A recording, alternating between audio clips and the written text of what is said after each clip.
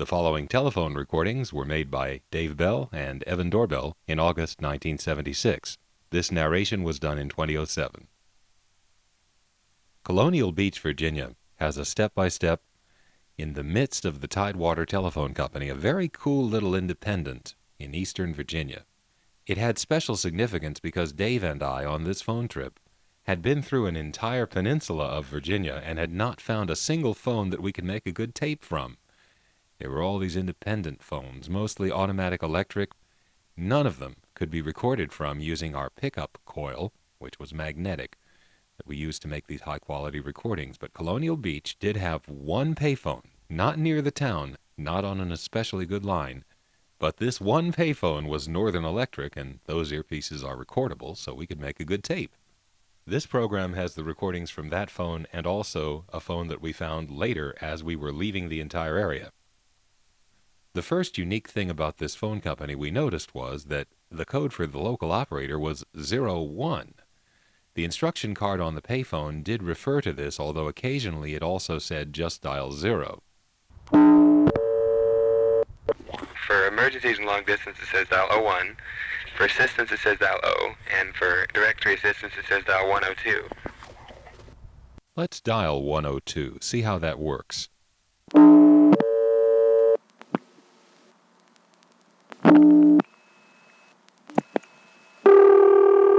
Directory assistance? I got you by mistake. I'll call again. Thank you. All right, bye. Bye.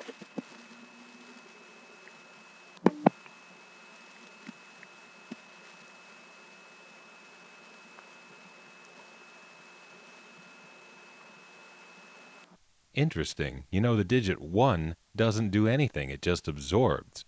So all you really would have to dial is 02 to get directory assistance. The 1 is not necessary. The 0 goes into a carrier trunk to the Warsaw office, which is also a step, but there's a selector there. The 1 on that selector goes to the operator. The 2 goes to directory assistance. We'll get back to that selector in Warsaw that has the operators and the service codes on it in a minute. But let's try dialing 11 from this Colonial Beach office, because 1 was absorbed. Let's try 11.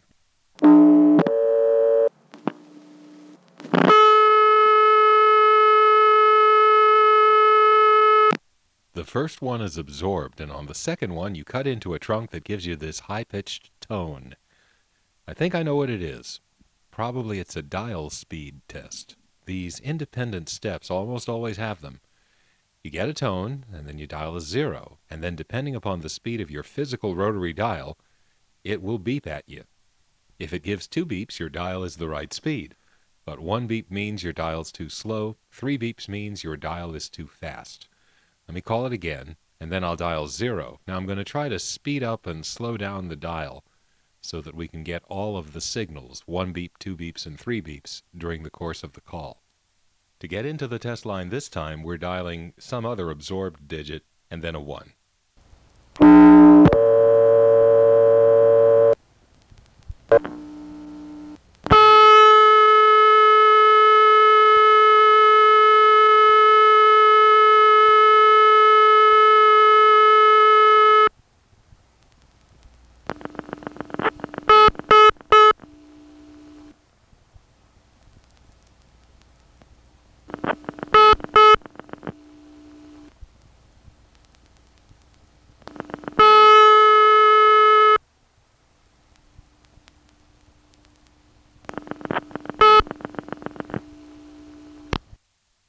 Now that is probably unique, a step that has the dial speed test on the 1 level. That's really amazing. Usually 1, of course, goes right to the toll trunk, but here they've put the toll trunk onto the 0 level. We'll get back to that in a minute. Let's try calling something in the local area. How about a local intra-office call here?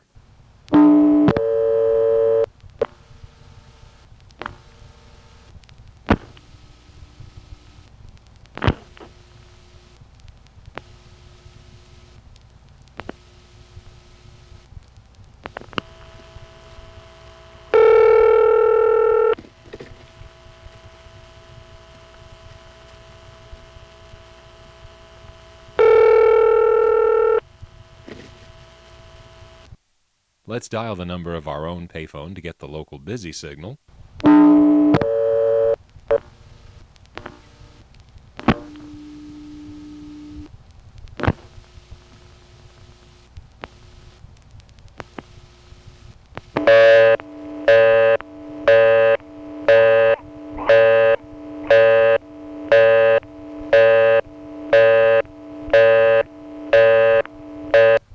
Here's a number in Colonial Beach that goes to a supervision test.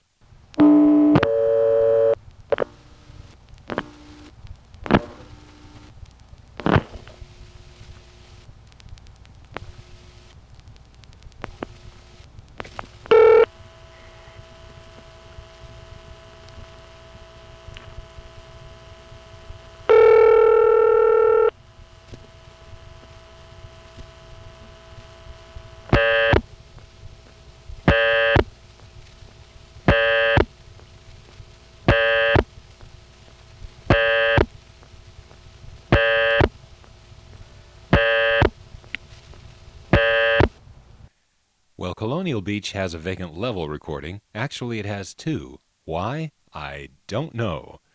But here's one, and then the other. Or actually, I should say, here's one, and then the other.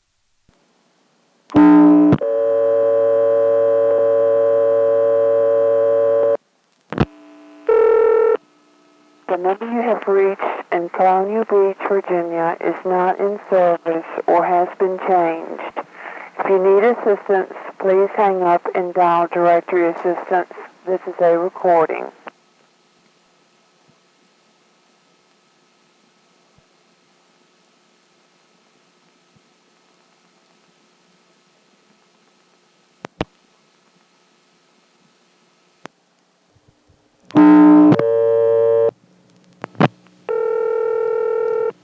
The number you have reached in Colonial Beach, Virginia is not in service or has been changed. If you need assistance, please hang up and dial directory assistance. This is a recording. The number you have reached in Colonial Beach, Virginia is not in service.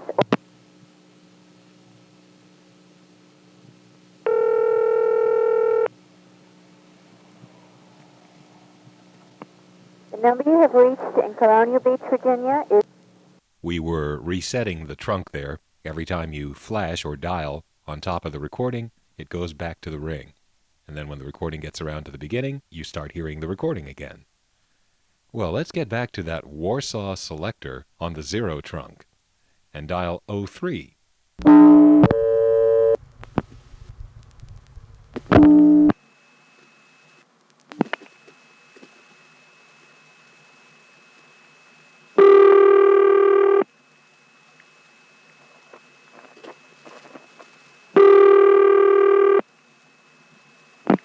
Repair service.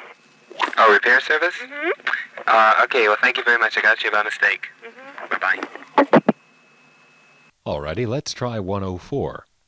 Now on this call, you'll hear some crosstalk from the trunk that's kind of cool. And I'll end up dialing some more digits, and we'll see what happens.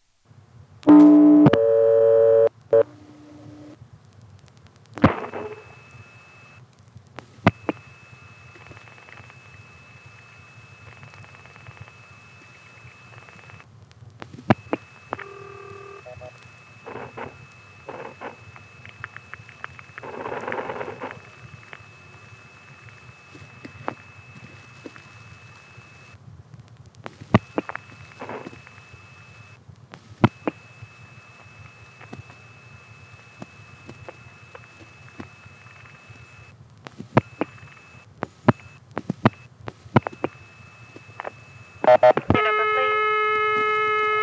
My number? Are you calling from payphone, sir? Yes, I am. Sir, to dial long distance on a payphone, you will have to go through the operator.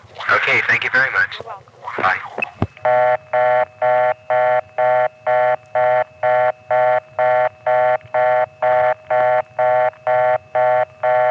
Cool. Whoops, wrong decade. Far out. But weird. What kind of a toll access code is 104? Let's try 105.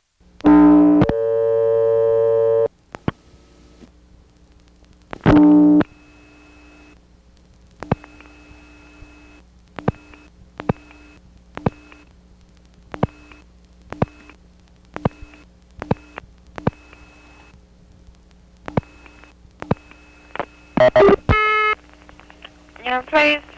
224-5399. Sir, you're calling from the payphone? Yes, I am. Listen, you can't dial direct from payphone. You have to place your call with the operator. Thank you. You're welcome.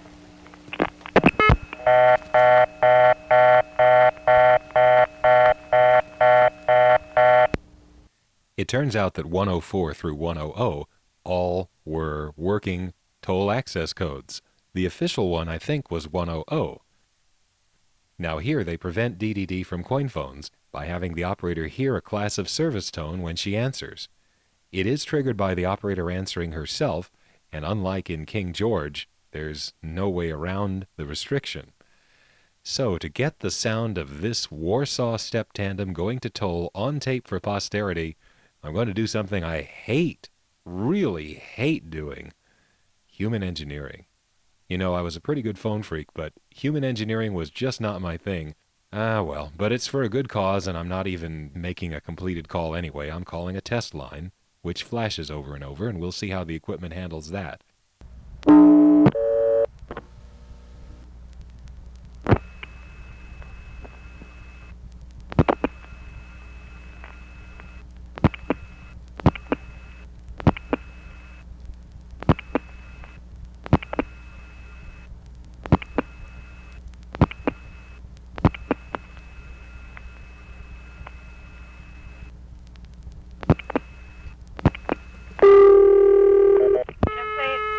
Operator? Yes? Yeah, I'm testing. Do you show coin class of service? Pardon? Are you showing coin class of service? I heard the sound, sir. Could you punch 224-5299, please? 224, what else? 5299.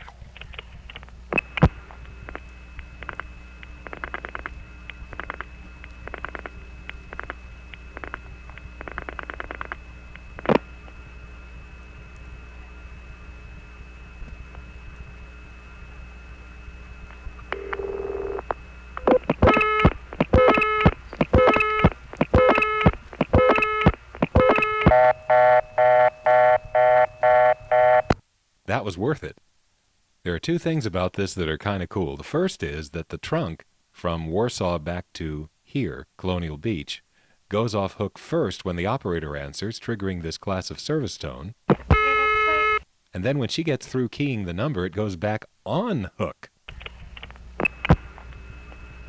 You can then hear a sender in the Warsaw step tandem dialing the number out to the Richmond 4A.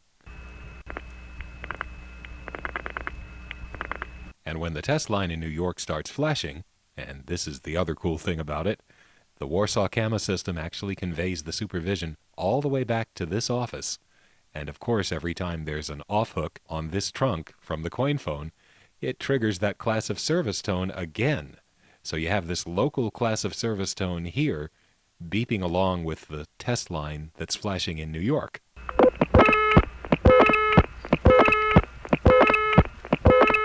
Finally, the Warsaw tandem gets upset about the flashes and just cuts us off. Because it knew that was not a normal call. So, no harm done, no bill produced. Let's dial 100 and listen to that really cool crosstalk. Because you can hear some of the ingredients of other calls being dialed through this. You don't hear any voices, but you do hear the operator ring, the operator cue tone, and strangely there is even some clicks that appear to be associated with the operator keying the number.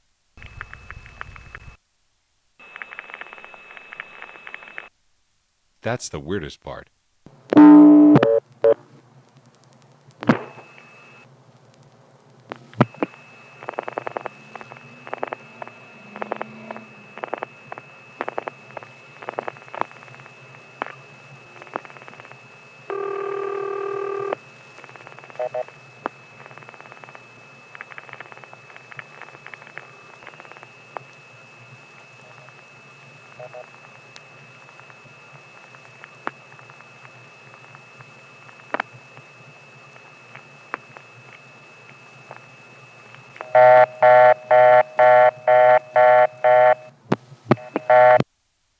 Independent step-by-step offices have a thing in them called a callback circuit. Actually, that's my name for it. I don't know what the phone company calls it. What makes the callback circuit necessary is the fact that there are party line subscribers, that is, multiple subscribers sharing the same phone line with different phone numbers, and they need to be able to call each other. Well, if you pick up a phone and you dial the number of one of the other people that is on your phone line, their number is going to be busy, and you will not be able to reach them that way. But the callback circuit makes it possible to ring their phone even though they are on your line. You dial a prefix, in this office it is 6, followed by the telephone number of the person on your party line that you want to reach. You then get a busy signal, then you hang up, and the person's phone rings. When they pick up, they hear a special ticking tone, and then later you pick up and talk to them. This circuit can be used to ring your own phone. You just dial your own number, hang up on the busy, and then answer it, and you'll hear the ticking tone yourself. Let's do that from this payphone.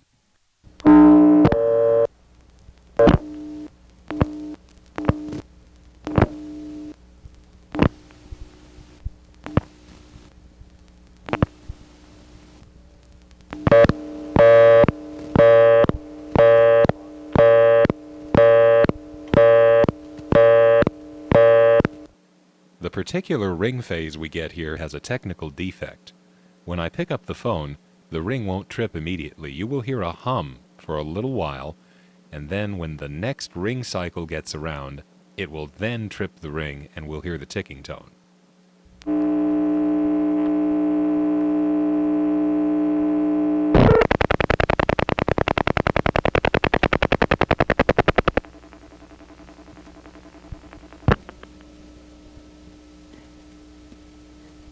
The way the callback circuit works is that when you dial 6, you are then connected to another switching train, which is really sort of like getting a dial tone all over again, except you're doing it through the callback circuit.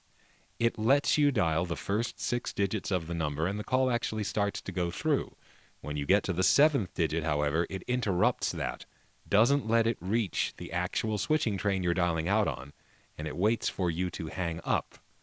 After you've hung up, then it repeats your last digit, and at that point, the call goes through. So it enables you to create this incoming call to yourself.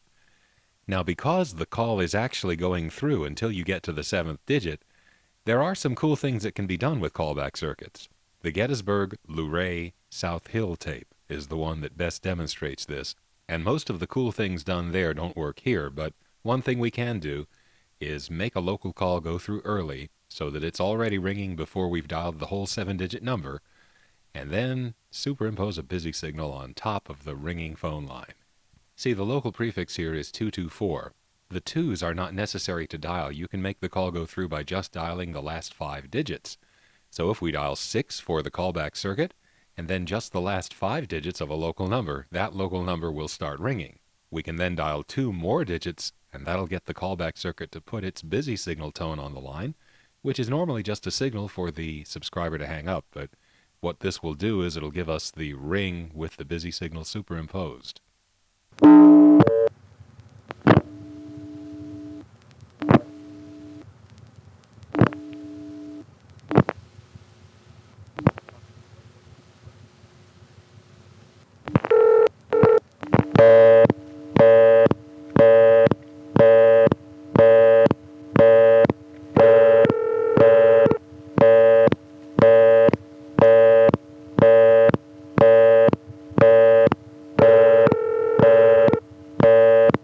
On this next call, Dave is dialing something into the callback circuit. I'm not sure what it is, but he gets a reorder on the 6th digit, and then when he dials one more, the busy gets superimposed over the reorder.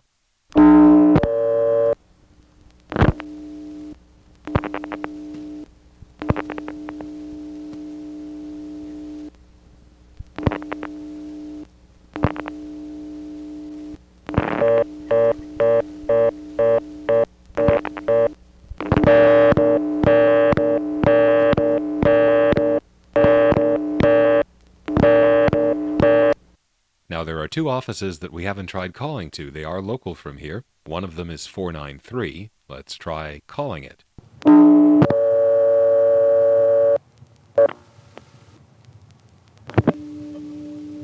Oh wow, I dialed 49 and listen to this. This is the sound of one of my favorite carrier systems. Probably the open wire carrier, possibly N1 carrier. Either way, I love this stuff.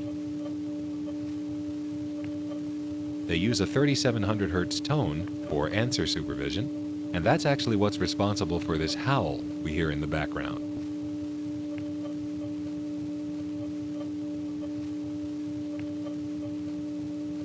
Actually, this is more of a howl plus hum. Let me use something to filter the hum out here. There we go. Just a very hummy trunk, but what's left here, this is the carrier sound. That is how the 3700 Hz tone on an adjacent channel, which happens to be idle and or on hook at the moment, sounds when it bleeds over into this one. It gets inverted down to a regular audio frequency somewhere in the 5 to 700 Hz range.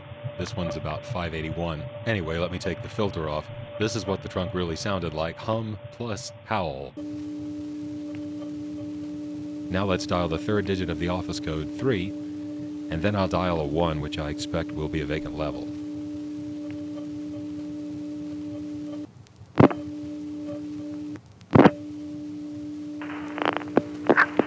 The number you have reached in Montrose, Virginia is not in service or has been changed.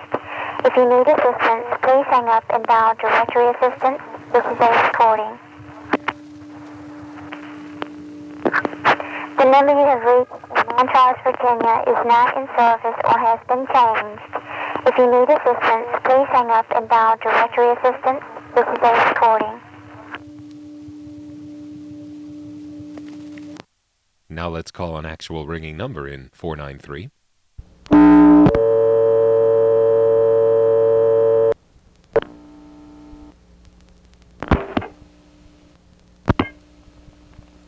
Ah, cool. The trunk starts to go into oscillation every time we dial a digit, and then something about the amplification being used on this trunk makes the oscillation decay away in this very organic sounding way. Wow. This is obviously a different trunk than the one we got last time. I'll filter out the hum for a second and you'll hear how this trunk sounds, which is a little bit more like the N1 carrier that I know from the New York City area.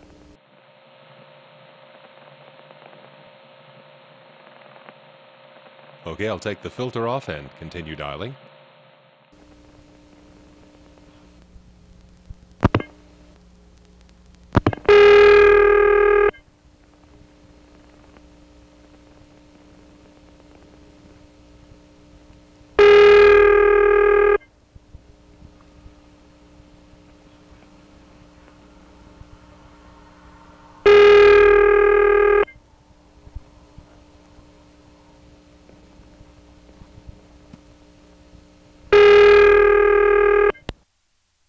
Let's dial a Montrose supervision test.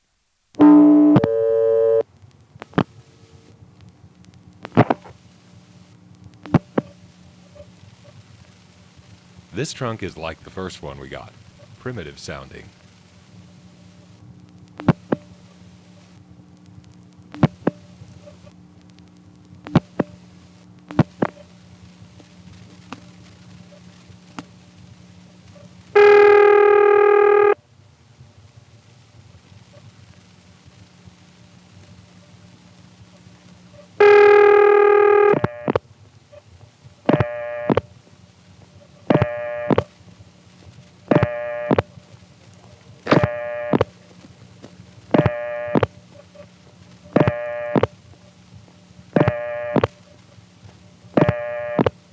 Okay, let's call the soup test again and try to get that other trunk.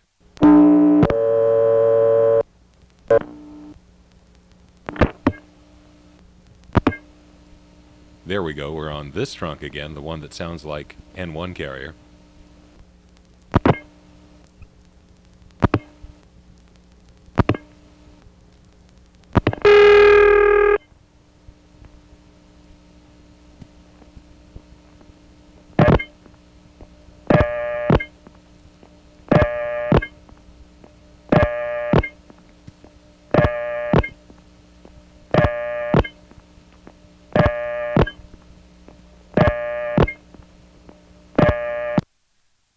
On some of those calls, I filtered the tape temporarily to get the hum out so you could hear the carrier noise behind it. That won't be necessary here as we call the other local office, 472. Let's dial 47.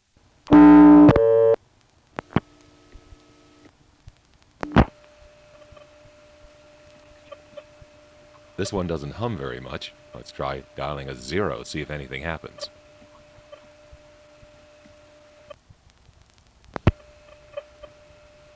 Nothing happened. I'll dial another 0.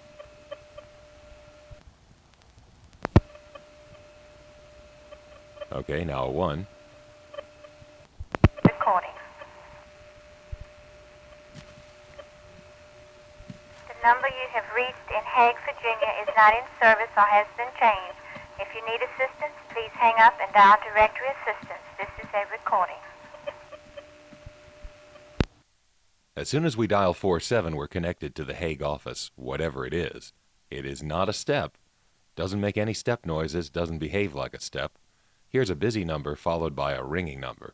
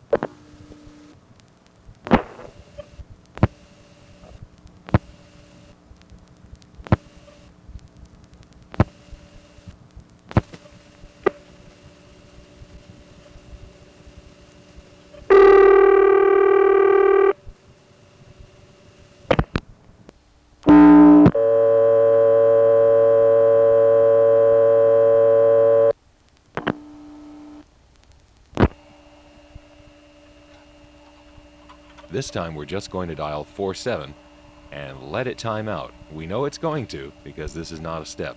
Therefore, there is some piece of common control equipment, some sort of an incoming register to receive the digits being dialed. And that piece of equipment can't be tied up indefinitely. So in a few seconds, we're going to have to get a reorder, I would think.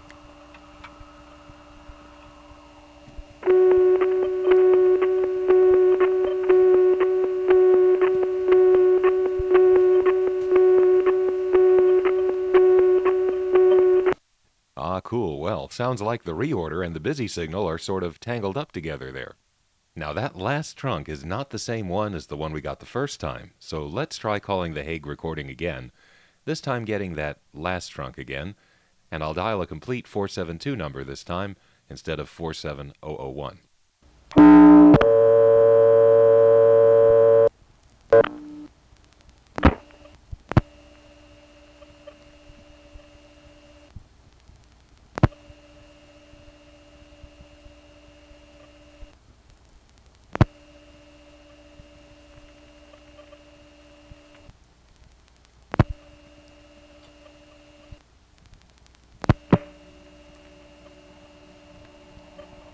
The number you have reached in Hague, Virginia is not in service or has been changed.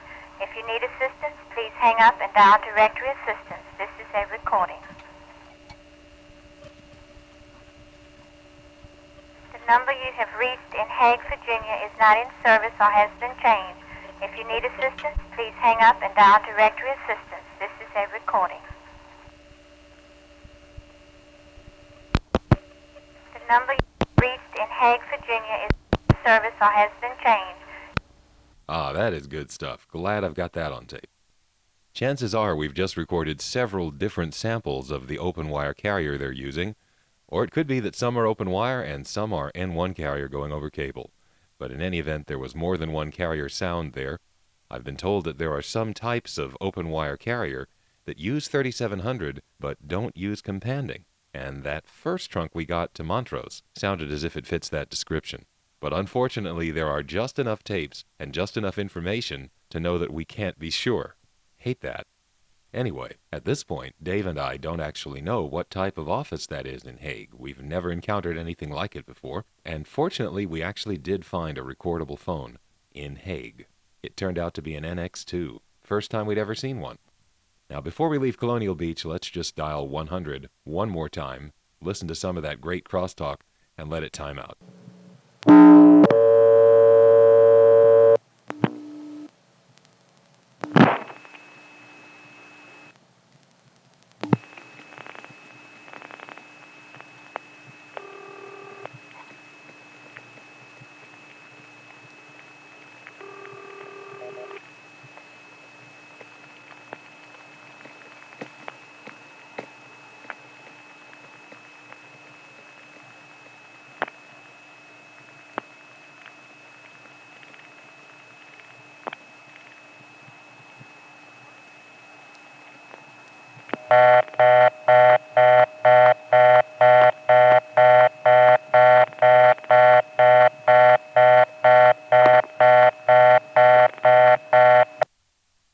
The next thing Dave and I did was to go over to Hague and see what we could find, and we actually did find a recordable phone there. NX2s are kind of unique, but they're not as interesting as NX1s because they don't have storing and sending. They are a crossbar office that pretty much acts like a small step. So let's go listen to an NX2. However, as your tour guide, I think we should not go to Hague quite yet, because Hague has some of the same things in it as we were just hearing here from Colonial Beach. And I think it would be better to have some variety. So let's go to the other NX2 that I did record in the Tidewater area, in a town called Ladysmith. This is an NX2 that sounds a little more typical. The Hague one had a funny dial tone. We'll get to that in the last part of this 5-part series. Anyway, the Ladysmith NX2 is next.